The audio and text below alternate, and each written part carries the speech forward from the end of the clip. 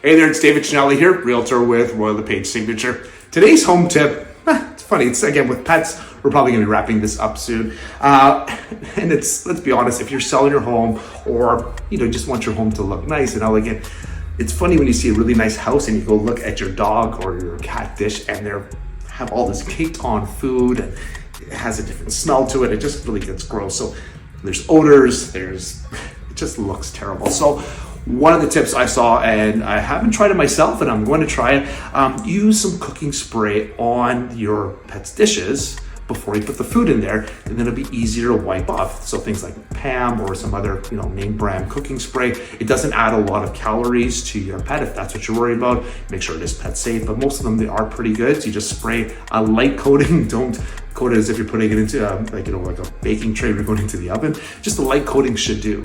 And let me know how your pets react to it. It really shouldn't change the taste of the food, again, for your pets, but it will be easier to clean. And if it's easier to clean, therefore they won't get caked on and there won't be as many smells and it just looks nicer. Have a wonderful day. Bye for now.